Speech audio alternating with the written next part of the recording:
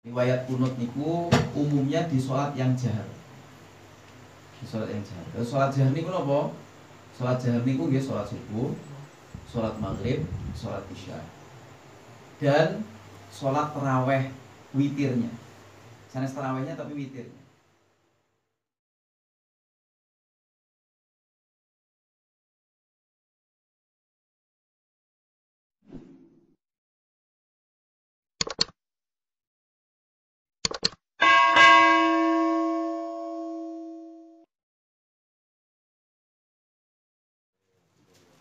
Bismillahirrahmanirrahim. Assalamualaikum warahmatullahi wabarakatuh. Waalaikumsalam warahmatullahi wabarakatuh. Alhamdulillahirabbil alamin wa bihi nasta'in ala umuri dunya waddin. Wassalatu wassalamu ala asyrafil anbiya'i wal mursalin.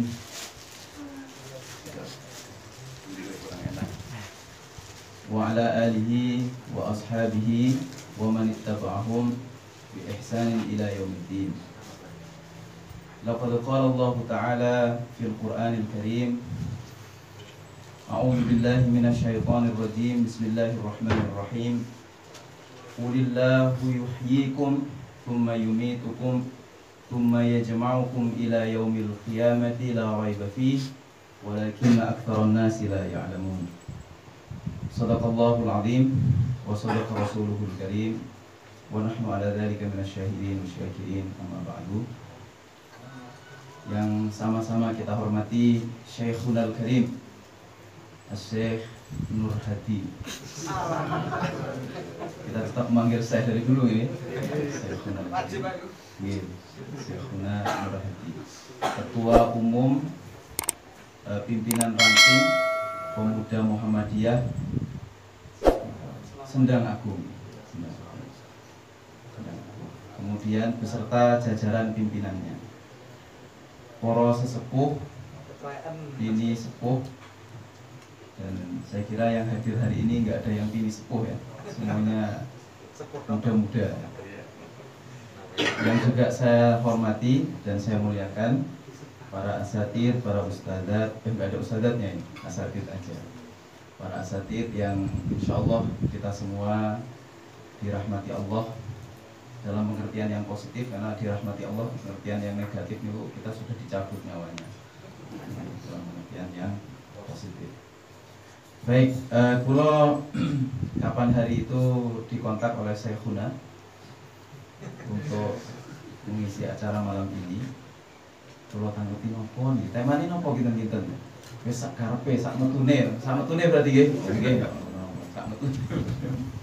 Nggih, kulo mungkin pertama kalau mireng sekedhik wau yang dibaca di pengajiannya tadi, mau Qurannya mau saya baca di awal tadi.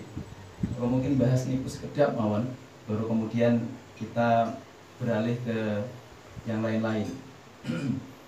Yang tadi saya dengar niku surah Al-Jathiyah ayat 26 tadi yang masuk ke telinga saya, kemudian saya bacakan barusan. Qulillahu yuhyikum thumma yumitukum thumma yajma'ukum ila yaumil qiyamati la raiba fi walakinna aktsarun nasi la ya'lamun. Ngoten nggih? Ayat Al-Jathiyah ayat 26. Niki para mufassir yang syadz, yang kurang lebih niku dipengaruhi oleh pemikiran-pemikiran yang kurang atau banyak dipengaruhi oleh pemikiran-pemikiran luar, niku mengatakan niki ayat reinkarnasi.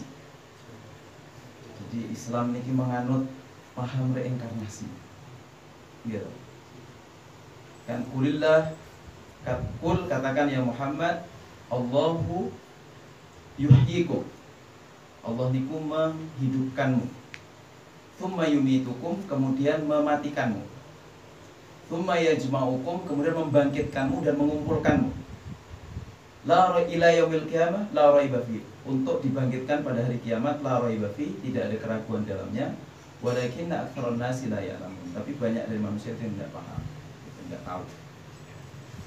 Nah, tapi meskipun mungkin ada para mufassir sedikit mufassir yang berpendapat seperti itu, terutama mufasir-mufasir yang sangat menggunakan akalnya nih.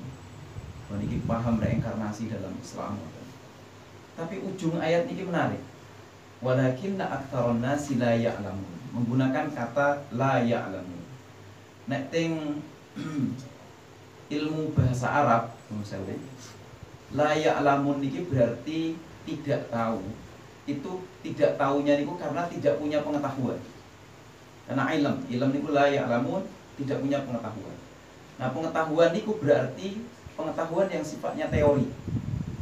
Pengetahuan yang sifatnya teori kemudian dados teori yang diakui.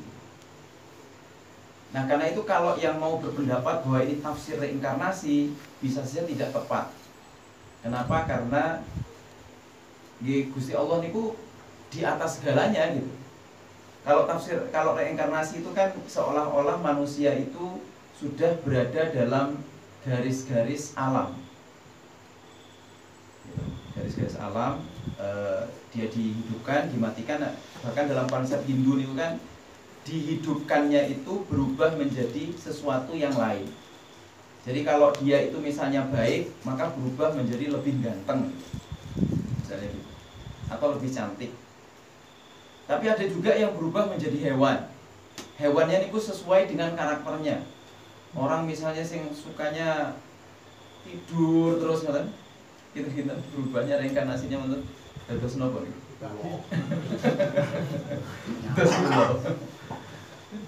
Suka menghisap gitu, suka menghisap dados nopo nih. Kira-kira reinkarnasinya jadi nyamuk atau jadi nopo. Nah, dados niki kalau menurut Islam kurang tepat. Kenapa kurang tepat? Karena Allah niku di atas segalanya. Allah niku di atas teori niku. Karena walakinna aktsarun nasi la ya'lamun niku berarti menegaskan bahwa Allah itu di atas teori-teori apapun yang ada. Sehingga kalaupun orang berpendapat seperti nopo mawon yang dikait-kaitkan dengan teori nopo mawon, kalau kata Al-Qur'an niku mboten tepat mawon. Nah, sehingga misalnya kalau kita mengacu ke beberapa tafsir yang tepat, tafsir yang pas, misalnya yang paling mengkombinasikan antara yang rasional kali yang nakli, yang didasarkan pada hadis-hadis atau biasanya pada ayat-ayat Quran yang lain. Maka ayat tentang Allah menghidupkan kemudian mematikan lalu membangkitkan lagi, niku sebenarnya pertama karena semua di atas kehendak Allah. Nomor kali hidup itu kalau dalam Al-Qur'an niku wonten 5 tahap. Wonten 5 tahap. Kita hidup di zaman azali. Nah niki ditentukan sampun. Makanya kata Sayyidina Ali, kita niku hidup itu ditentukan 25 tahun yang lalu. Jadi kita hidup sebelum procop lahir niku sudah ditentukan 25 tahun yang lalu. Oleh apa? Oleh orang tua kita masa kecilnya, kemudian kita ketika dikandung oleh ibu kita, dan lalu ketika kita sebelum niku. Jadi apa namanya? Kita ketika dikaitkan 25 tahun berarti waktu usia kecil orang tua kita. Kemudian ketika kita dalam kandungan ibu kita, sebelum usia 40 tahun itu kan roh akan ditiupkan, nanti itu juga penentuannya. Nah setelah kita dalam proses menuju 9 bulan, nanti itu pendidikannya makan. Nanti Al-Quran itu dungo niku boten Robbi ja'alni muqimas, misalnya Robbi ja'alni muqimas sholah wa min auladina, betul, wa min auladi, tapi wa min dzurriyyati.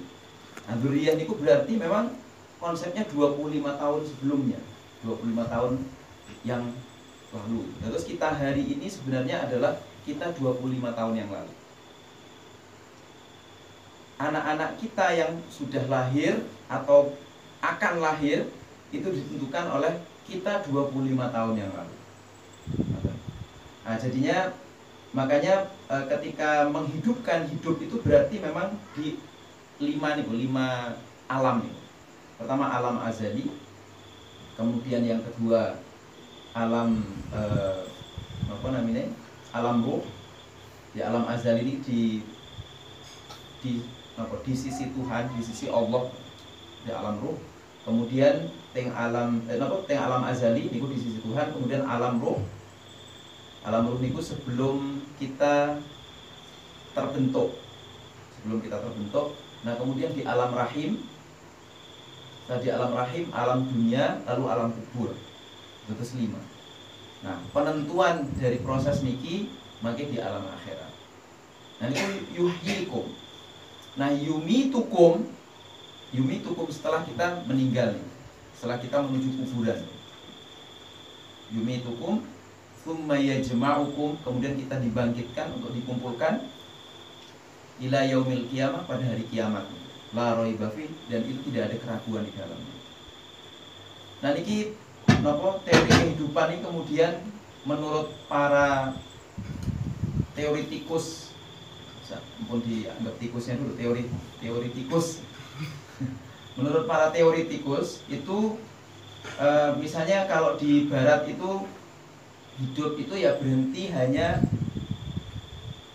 kita itu lahir, tidak ditentukan oleh masa lalu kita, lahir habis itu ya sudah gitu, di dunia aja hidup. Sebelum itu nggak ada hidup namanya. Nah, kalau di Islam boten, makanya Islam niku hidup itu dianggap yang paling sempurna. Konsep hidup dianggap yang paling sempurna. Baik niki sekedarnya untuk yang napa namine pembahasan tentang ayat.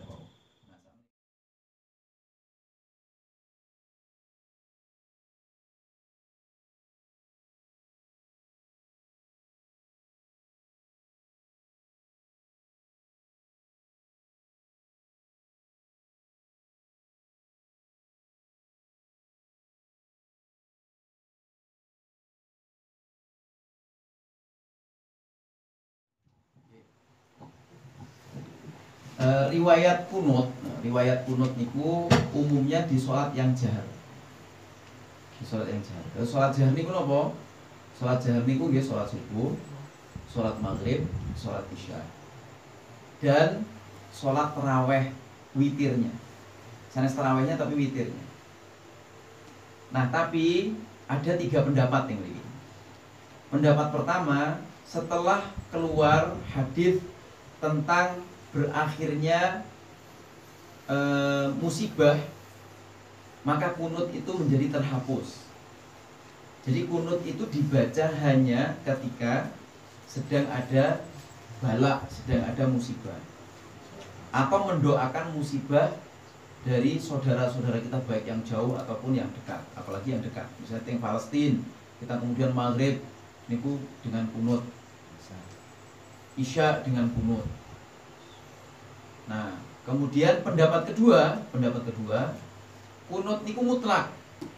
Mutlak niku maksudnya boleh dikerjakan kapan saja, tanpa melihat nopo apakah ada musibah nopo mboten. Kenapa? Karena kunut itu doa isinya. Jadi sebenarnya sholat itu berdoa apa saja itu boleh mawon. Nah, tapi ini pendapat yang kedua niki pendapat yang lebih umum. Karena lebih umum maka dipandang kemudian ya sudah, ini nggak bisa dijadikan panduan. Karena ibadah sholat itu mahdhah, maka harus pakai panduan khusus, sanes panduan umum. Nah, kemudian pendapat ketiga, kunut itu hanya di waktu subuh dan witir. Waktu subuh dan witir. Dalam? Kan ada yang satu, Pak. Napa niku? Witir. Oh, witir. Nggih, witirnya sekedar malik kalau bahas. Iya. Nah, terus di kunutnya niku, di witirnya itu berarti di witir yang terakhir. Di witir yang terakhir kalau dipisah 2 kemudian 1. 2 kemudian 1. Nah, maka napa namanya? Kunutnya niku di witir yang terakhir. Di witir yang 1 rakaat. Nah, tapi kalau Imam Syafi'i mengatakan kunut itu yang paling afdol itu adalah di waktu subuh, dan itu tidak dibatasi oleh musibah napa mboten. Nah, pendapat Imam Syafi'i ini pendapat yang mengacu kepada salah satu hadis. Hadisnya ahad menurut Imam Albani. niku ahad. Tapi menurut muhadits yang lain boten ahad. Haditsnya niku hasan. Nah, karena hasan, Imam Syafi'i berpegang pada yang hasan ini, sehingga kemudian bahkan pada teman-teman sebelah kalau boten kunut niku sujud sahwi.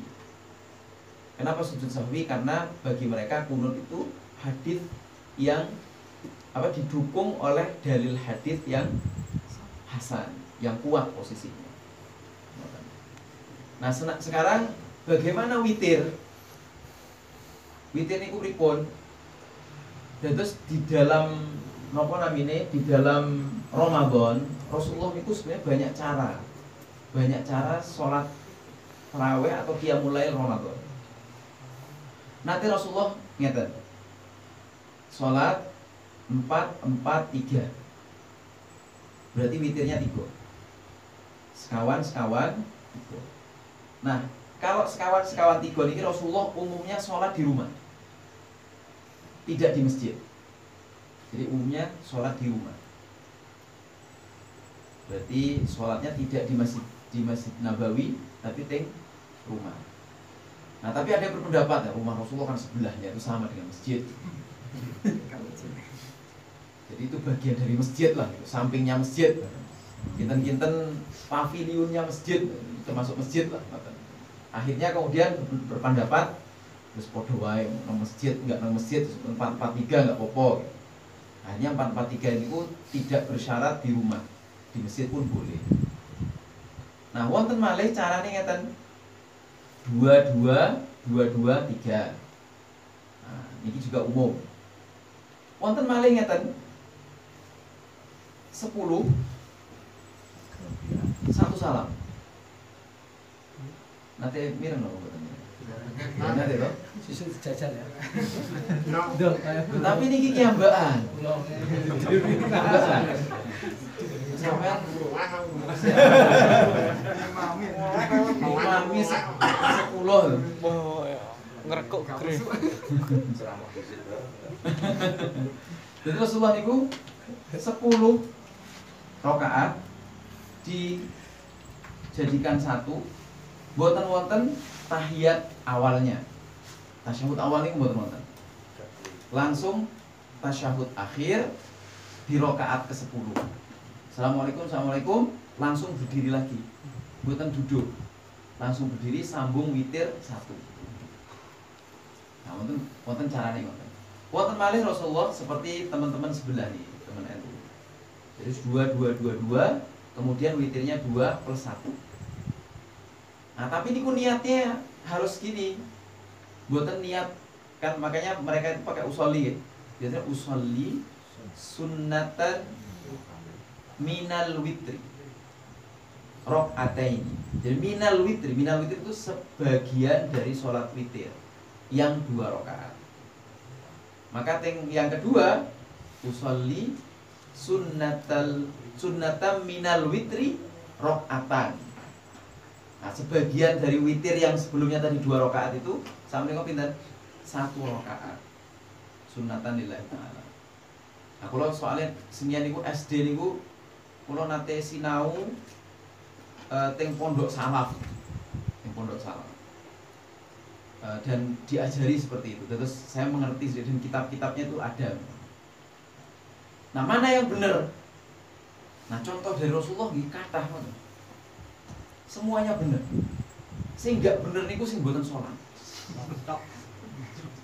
Nggih to? Waktu di ruang diskusi sampai sholat.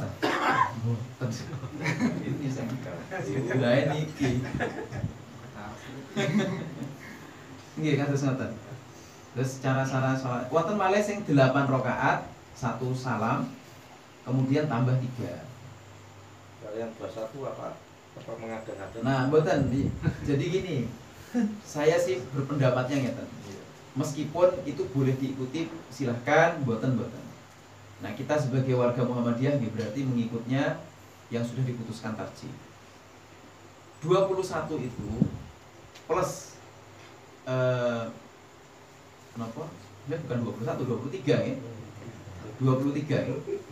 23 itu 20